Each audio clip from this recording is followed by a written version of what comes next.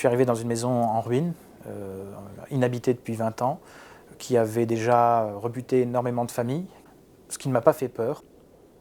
Dès que l'agent immobilier a ouvert la porte, j'ai vu une maison qui était dans son jus, une maison ancienne qui avait une âme de maison de famille. Je suis un amoureux des vieilles pierres, elle a rempli toutes les conditions pour que je tombe sous son charme. Je suis Arnaud et je suis conservateur du patrimoine à Paris et je vis ici depuis 2 ans. Je vous invite à me suivre. Quand je suis arrivé dans la maison, il y avait 4 tonnes de charbon qui étaient encore stockées. Et donc j'ai chauffé en fait, les 3 premiers hivers uniquement au charbon. En fait, dedans, il y avait beaucoup de papier qui traînait et j'ai pu donc retrouver quelques documents d'archives dans ce tas de charbon. Le carnet à souche du chéquier des anciens propriétaires, quelques photos. J'ai effectué quelques recherches historiques et je me suis aperçu que les propriétaires initiaux étaient la famille Boudreau, qui étaient en fait les cordonniers de Rinilferron. Il y avait les grands-parents, les parents et les enfants qui cohabitaient au sein de la même maison. Et le destin a voulu que la dernière fille épouse M. Payme, qui était alors directeur d'exploitation aux usines d'Édé. Et pour leur retraite, ils ont décidé de s'installer à Rinilferron. Et quelques habitants de Rinilferron, les plus anciens, se souvenaient être passés chez Madame Payme pour avoir fait leur catéchisme. Et certains se souviennent, il y avait des céramiques magnifiques au mur, le jardin était luxuriant, c'était très bien aménagé. La maison que j'ai découverte était un petit peu loin de cette image qui m'en avait faite, parce qu'il y a eu une propriétaire entre deux, qui n'a pas vraiment pensé à réaménager la maison ou à faire les petits travaux qui s'imposaient.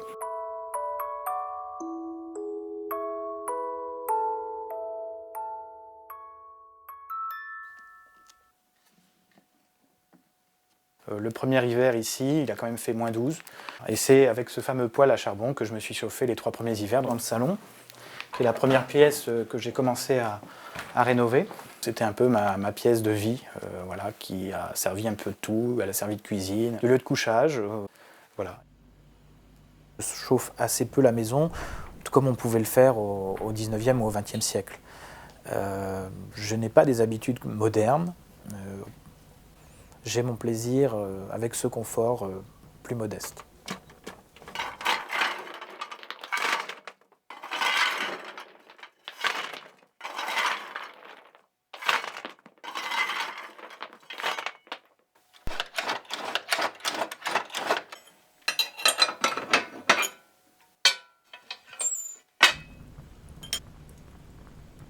Une des photos que j'ai retrouvées dans le tas de charbon au fond du jardin, le portrait de M. Payme, pour justement rappeler que lui aussi a vécu dans cette maison et que nous sommes que de passage ici. Il est mort bêtement en fait en pleine rue.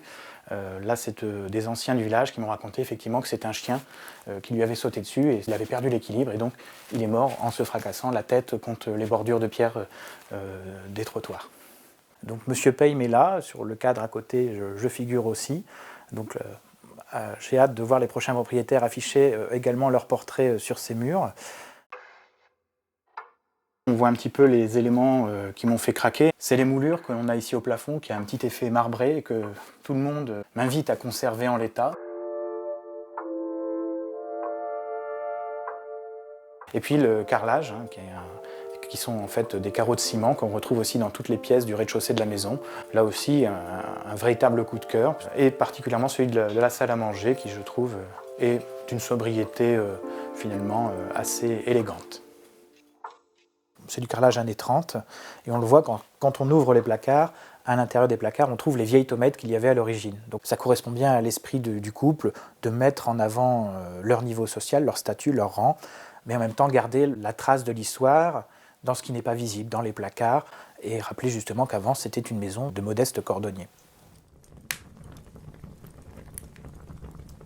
Là, dans la continuité de la salle à manger, c'est peut-être la pièce la plus dégradée, la plus pourrie de la maison, en tout cas aujourd'hui. Mais en même temps, elle reflète aussi mes talents de cuisinier.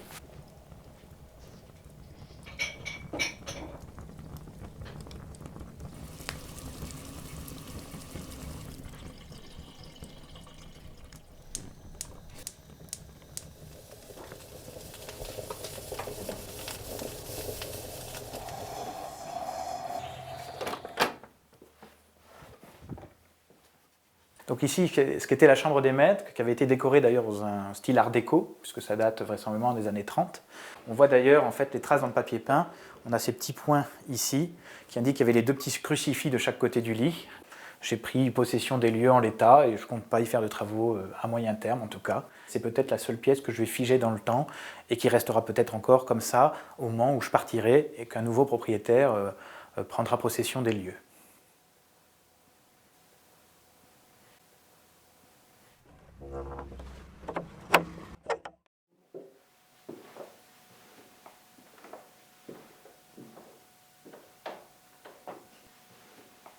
Et là, ça devait être la chambre de la maman de Madame Paye, donc Madame Boudreau, qui avait vécu toute sa vie ici. J'assume le côté mamie, je reprends des motifs anciens. Il n'y a pas du tout de signature moderne ici.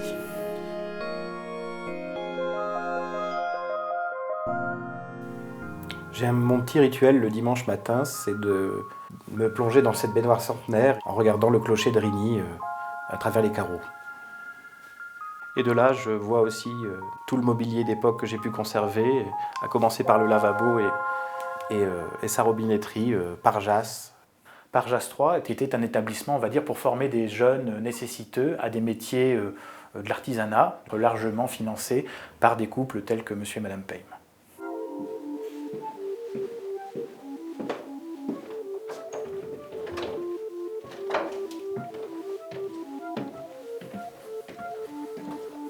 Donc la bonne était au-dessus de la chambre des maîtres et elle avait quand même, petit luxe aussi pour l'époque, une petite chambre qui était chauffée l'hiver.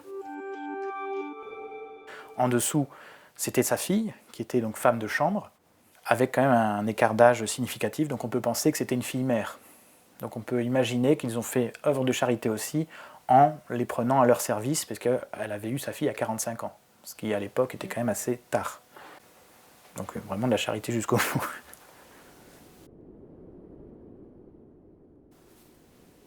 Et dans la dernière partie, donc le grenier à proprement parler, et c'est ce qui m'a particulièrement ému ici, c'est les inscriptions sur le mur. Hippolyte, Lacotte, et l'année 1864. Donc ce qui laisse supposer qu'Hippolyte Lacotte, qui a sans doute réalisé cet enduit, a réalisé l'élévation de la maison, puisqu'elle a été agrandie d'un étage, on le voit quand on regarde le pignon de l'extérieur.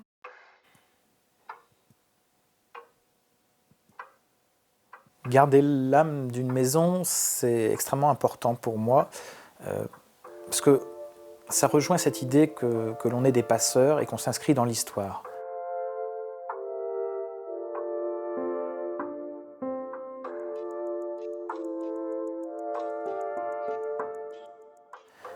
Être dans un pavillon, une maison neuve, où il n'y a eu personne avant nous, c'est finalement comme se projeter sur une toile blanche, on ne sait pas où aller, on ne sait pas comment commencer. Et c'est peut-être quelque chose aussi qui personnellement m'angoisse. Et j'aime me sentir dans un espace qui a déjà été habité, dans un espace qui a déjà une histoire. Il y a un côté rassurant peut-être d'un certain point de vue.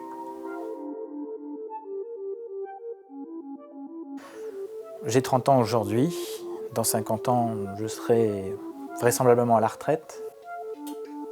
Difficile d'imaginer la vie dans 50 ans, dans cette maison.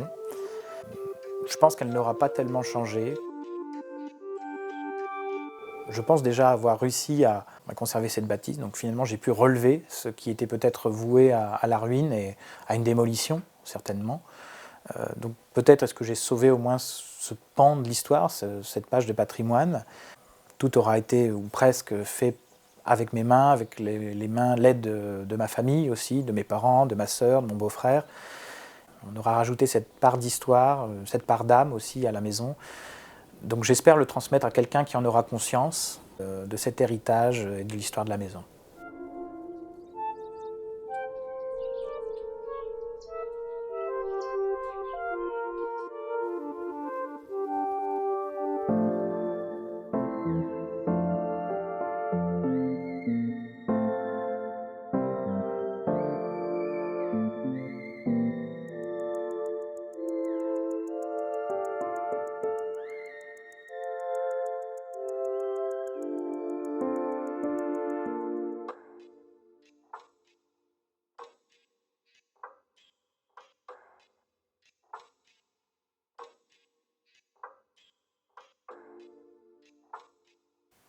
Bonjour, si vous regardez cette vidéo, vous êtes sûrement le nouvel habitant de cette maison dans laquelle je vis en 2025 et j'espère que, comme moi, vous aurez énormément de plaisir à y vivre, à y passer des moments avec votre famille ou vos amis et à savourer tous les plaisirs qui s'offrent à Rigny-le-Ferron et dans le pays d'Hôte.